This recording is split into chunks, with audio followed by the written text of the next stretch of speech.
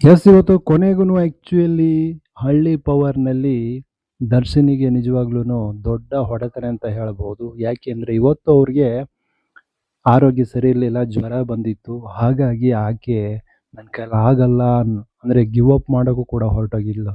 ಯಾಕೆಂದ್ರೆ ಸ್ಟಾರ್ಟಿಂಗಲ್ಲಿ ಬಂದಂಥ ದಿನಗಳಲ್ಲಿ ದರ್ಶಿನಿ ಯಾವ ರೀತಿ ಇದ್ಲು, ಎಲ್ರನ್ನು ಸೋಲ್ಸಿ ಲಾಸ್ಟಲ್ಲಿ ಕಪ್ ನಾನು ತಗೊಂಡೋಗ್ತೀನಿ. ಆ ಒಂದು ಕಾನ್ಫಿಡೆನ್ಸ್ ಹೆಂಗಿತ್ತು ದರ್ಶಿನಿದು. ಆದರೆ ಯಾವಾಗ ಎಮ್ಮೆ ಒಂದು ಸಾರಿ ಒದ್ದು ಇಲ್ಲಿ ರಕ್ತ ಬಂತೋ, ಇವಾಗಲೂ ಕೂಡ ಗುರ್ತಿದೆ ಆ ರಕ್ತದ ಗುರುತು.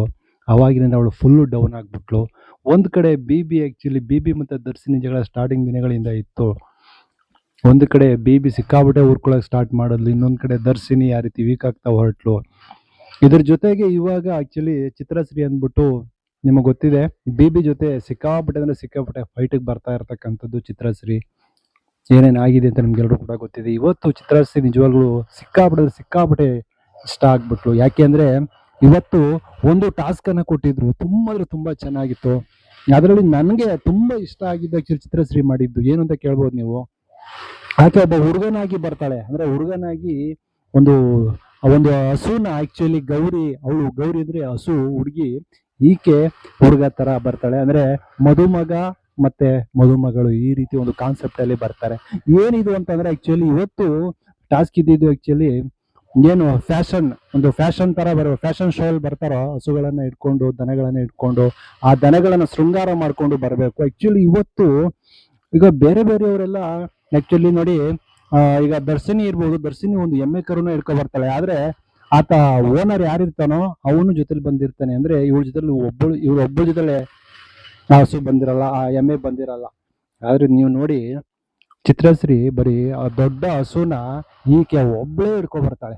ಅಂದ್ರೆ ಯಾವ ರೀತಿ ಪಳಗಿಸಿದಾಳೆ ಅಂತ ಅಂದ್ರೆ, ಬೆಳಗ್ಗೆಯಿಂದ ಆಕೆ ಅದಕ್ಕೆ ಆಕ್ಚುಲಿ ಮೈ ನೀಟಾಗಿ ಸವರಿ, ಮೈ ಕೊಡುವಿ, ಅದನ್ನ ಚೆನ್ನಾಗಿ ಉಜ್ಜಿ, ಆ ಎಲ್ಲ ಹುಳುಗಳು ಬರ್ತದಲ್ಲ, ಹುಳುಗಳನ್ನ ಚೆನ್ನಾಗಿ ಉಜ್ಜಿ ತಿಕ್ಕಿ ನೀರಲ್ಲಿ ತೊಳೆದು ಹಸುನ ಅದಕ್ಕೆ ಶೃಂಗಾರ ಮಾಡಿ, ಅದಕ್ಕೆ ಹೂವು ಆಗಿರ್ಬೋದು, ಅದಕ್ಕೆ ಬಟ್ಟೆ ಬೇರೆ ಹೊಲಿಸಿದ್ದು ಹಸುಗೆ, ಅದೆಲ್ಲ ಮಾಡಿ ಈಕೆ ಮೀಸೆ ಗೀಸೆ ಎಲ್ಲನೂ ಕೂಡ ಅಕುಲ್ ಬಾಲಾಜಿ ರೀತಿ ಮೀಸೆನ ಹಿಂಗೆ ಬಿಟ್ಕೊಂಡು ಸಖತ್ತಾಗಿ ಬರ್ತಾಳೆ. ಒಂದು ಸಾಂಗನ್ನು ಹಾಕ್ತಾರೆ, ನೀವು ನೋಡಿರ್ಬೋದು. ಆ ಸಾಂಗಿಗೆ ಸಖತ್ತಾಗಿ ಡ್ಯಾನ್ಸ್ ಮಾಡಿಕೊಂಡು ನಿಜವಾಗ್ಲೂ ರಗಡಾಗೆ ಸಖತ್ತಾಗಿ ಬರ್ತಾಳೆ. ನಿಜವಾಗ್ಲೂ ಆ ಸಾಂಗಿಗೆ, ಆ ಒಂದು ಸಿಚುವೇಶನ್ಗೆ, ಆ ಒಂದು ಏನಂತಾರೆ ರ್ಯಾಂಪ್ ವಾಕ್ ಅಂತಾರಲ್ಲ, ಅದಕ್ಕೆ ಎಲ್ಲ ತುಂಬ ಅಂದರೆ ತುಂಬ ಚೆನ್ನಾಗಿರುತ್ತೆ. ಚಿತ್ರಶ್ರೀ ಇವತ್ತು ಮಾಡಿದ್ದು ನಿಜವಾಗ್ಲೂ ನನಗಂತೂ ಸಿಕ್ಕಾಪಟ್ಟೆ ಮೆಚ್ಚುಗೆ ಆಗ್ಬಿಡ್ತು. ಒಂದು ಕಡೆ ನೋಡಿ, ಚಿತ್ರಶ್ರೀ ಈ ರೀತಿ ಎಲ್ಲ ಮಾಡ್ತಾಳೆ, ಮಾಡಿದರೂ ಕೂಡ ಇವತ್ತು ಭಾನುವಾರ ನಿಮಗೆ ಗೊತ್ತಿದೆ, ಯಾರಾದರೂ ಒಬ್ಬರು ಎಲಿಮಿನೇಟ್ ಆಗಿ ಹೊರಗಡೆ ಹೋಗಲೇಬೇಕು. ಅದರಲ್ಲಿ 3 ಜನ ಸೆಲೆಕ್ಟ್ ಆಗ್ತಾರೆ. 3 ಜನರಲ್ಲಿ ಆ್ಯಕ್ಚುಲಿ ಚಿತ್ರಶ್ರೀನೂ ಕೂಡ ಒಬ್ಬಳಾಗ್ಬಿಡ್ತಾಳೆ ಇವತ್ತು. ಎಸ್, ಇವತ್ತು 3 ಜನ ಯಾರ್ಯಾರಿದ್ರು ಅಂದರೆ, ಒಬ್ಬಳು ನಿಖಿತಾ, ಇವಳು ಚಿತ್ರಶ್ರೀ, ದರ್ಶಿನಿನೂ ಕೂಡ ಇವತ್ತು ಡೇಂಜರ್ ಝೋನಲ್ಲಿ ಇದ್ಲು.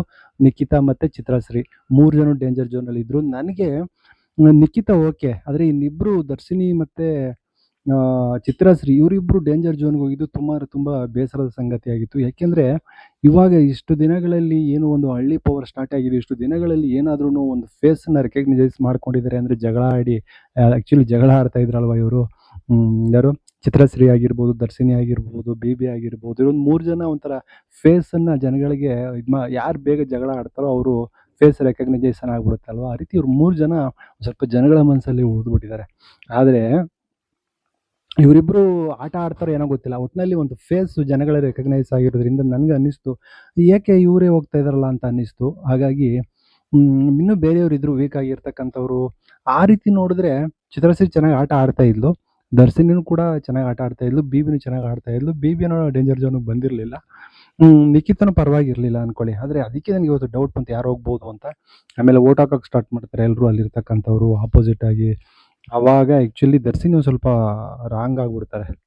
ನೋಡಿದ್ರಾ ಎಲ್ಲ ನಮ್ಗೆ ಗೊತ್ತಿರೋ ನಮಗೆ ಓಟ್ಗಳನ್ನ ಹಾಕಿ ಮನೆ ಕಳ್ಸೋಕ್ಕೆ ನೋಡ್ತಾ ಇದ್ದಾರೆ ಅಂದ್ಬಿಟ್ಟು. ಆ್ಯಕ್ಚುಲಿ 9 ಜನ ಆ್ಯಕ್ಚುಲಿ ಅವಳಿಗೆ ದರ್ಶಿನಿಗೆ ಓಟ್ ಹಾಕ್ತಾರೆ ಮನೆಗೆ ಹೋಗ್ಬೇಕು ಅಂದ್ಬಿಟ್ಟು. ಚಿತ್ರಶ್ರೀಗೂ ಕೂಡ ಓಟ್ ಹಾಕ್ತಾರೆ. ವಿಚಿತ್ರ, ನಿಖಿತಾಗೆ ಬರೀ 5 ಓಟ್ ಬರುತ್ತೆ, ನಿಖಿತಾ ಸೇಫ್ ಆಗ್ತಾಳೆ. ಓಕೆ, ಇವತ್ತು ಇವ್ರು ಯಾರು ಹೋಗ್ಬೋದು ಅಂತ ತಲೆ ಕೆಡಿಸ್ಕೊಳ್ತಾ ಇರಬೇಕಾದ್ರೆ, ಈ ವಾರ ಆ್ಯಕ್ಚುಲಿ ಇಲ್ಲ, ಈ ವಾರ ಒಂದು ಎಲಿಮಿನೇಷನ್ ಇರೋಲ್ಲ, ಮುಂದಿನ ದಿನಗಳು ಇರುತ್ತೆ, ನೀವು ಯಾರೂ ಹೋಗಲ್ಲ ಮನೆಗೆ ಅನ್ನುವಂಥದ್ದನ್ನ ಅಕುಲ್ ಬಾಲಾಜಿ ಅವರು ಹೇಳ್ತಾರೆ. Yes, okay. ನಾನು ಅಂದ್ಕೊಂಡಿದ್ದೆ ಯಾವಾಗ ಸ್ಟ್ರಾಂಗ್ ಆಗಿರ್ತಕ್ಕಂಥವ್ರನ್ನ ಒಂದು ಡೇಂಜರ್ ಝೋನ್ಗೆ ತರ್ತಾರೋ ಅವಾಗಲೇ ಇವತ್ತೇನು ಇರಲ್ಲ ಅನಿಸುತ್ತೆ ಮೋಸ್ಟ್ಲಿ. ಎಲಿಮಿನೇಷನ್ ಪ್ರಕ್ರಿಯೆ ಇರಲ್ಲ ಇವತ್ತು ಹೊರಗಡೆ ಕಳಿಸೋದು ಅಂತ ಅಂದ್ಕೊಂಡಿದ್ದೆ. ಅದೇ ರೀತಿ ಇವತ್ತು ಆಗಿದ್ದು. ಹಾಗಾಗಿ ಇವತ್ತು ಸೇಫ್ ಆಗಿದ್ದಾರೆ. ಮುಂದಿನ ವಾರದಲ್ಲಿ ನೋಡಬೇಕು ಯಾರು ಹೋಗ್ತಾರೆ ಹೊರಗಡೆಗೆ ಅಂತ.